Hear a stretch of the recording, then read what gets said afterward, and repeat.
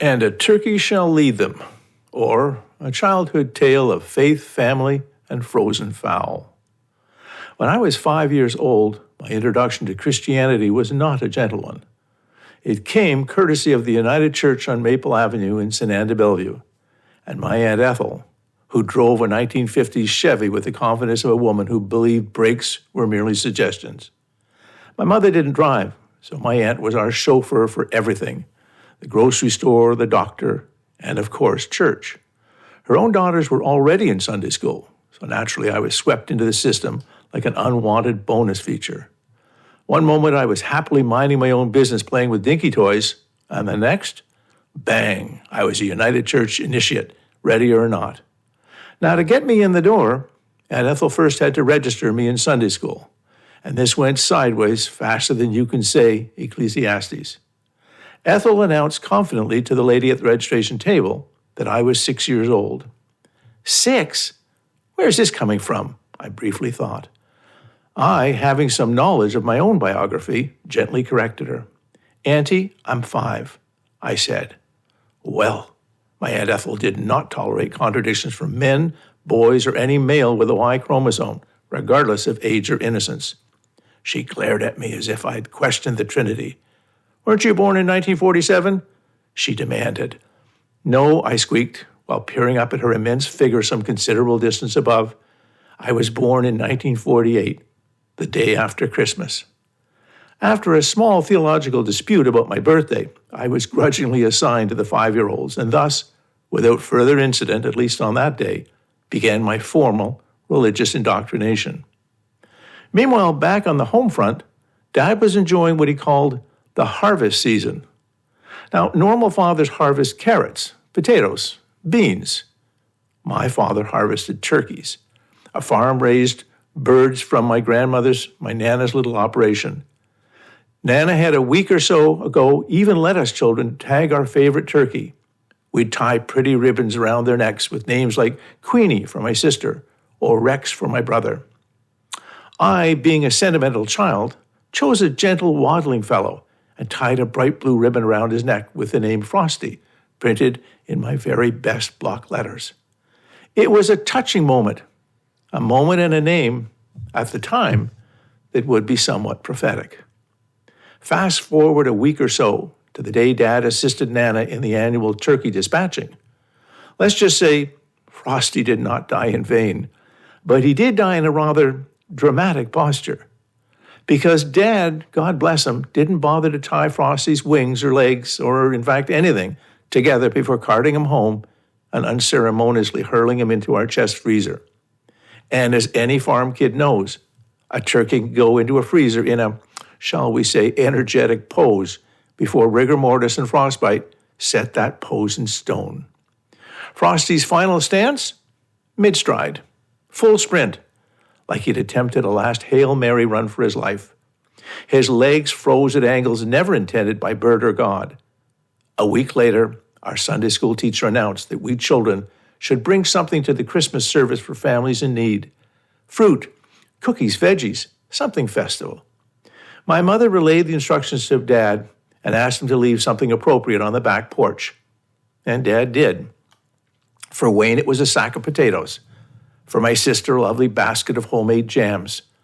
And for me, Dad had placed on the porch, without irony, without hesitation, a 24-pound, rock-solid, frost-encrusted turkey named Frosty. Not just any turkey. Nope. My turkey. Ribbon intact, still declaring to the world, Frosty, his legs frozen in mid-escape angle, made him look like he was still trying to cross the finish line. My father had thoughtfully lashed those outstretched legs together with coarse binder twine, creating something halfway between a medieval flail and a Christmas centerpiece gone rogue. We arrived at church late because Aunt Ethel had taken at least one corner on 2 wheels and were forced to sit in the very last pew, which, as everyone knew, was prime seating for shame. During the service, the minister announced that the children would now bring their offerings to the front, row by row. Not in a chaotic rush, as I had hoped, not in a child-induced stampede, as I had hoped, row by row. Just my luck. The first ones marched up with adorable tins of cookies, tin baskets tied with gingham bows, jars of preserves beautifully decorated with holly. The second row carried beautifully wrapped fruit packages. The third row brought knitted goods and Christmas treats that Martha Stewart would have applauded.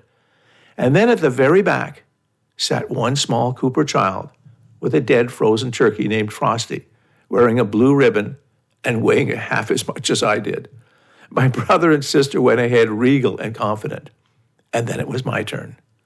My mother passed Frosty over to me with the resigned face of a woman who knew disaster is no longer avoidable, only survivable. I wrapped both arms around the binder twine tied to Frosty's marathon legs, inhaled deeply, and began the slow grunting pilgrimage up the aisle. If you've never dragged a frozen turkey up a church aisle, and I somehow doubt you have, let me enlighten you. It doesn't glide. It thuds repeatedly with a hollow, meaty resonance that echoes beautifully in a place of worship. The sequence went exactly like this. Straddle Frosty, lift Frosty, swing Frosty forward, thud. Take a step. Straddle Frosty, lift Frosty, swing, thud. Repeat.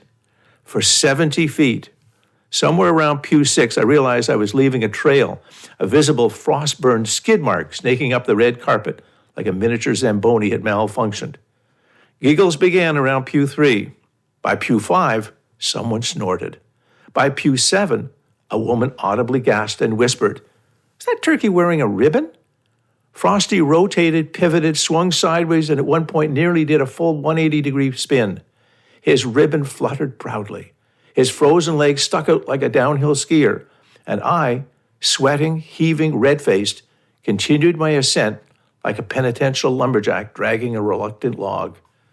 When I finally reached the altar steps, Frosty refused to go any further. Little wonder. His runner's leg jammed against the riser like he was staging one final protest. I nudged him gently to the side with my thrift store boot, where he landed in a heroic, if lifeless, pose. I straightened my little jacket, attempted to recover my dignity, and shuffled back to my seat, wondering if Christianity always involved this level of public humiliation, or if the Lord simply had a special plan for the Coopers. A year later, Dad bought a cottage in the Laurentians, and we stopped attending church regularly. And thus, my religious indoctrination quietly, mercifully, fizzled out. Although Frosty, frozen in mid-stride, remains one of the most vivid icons of my early spiritual development. Thank you.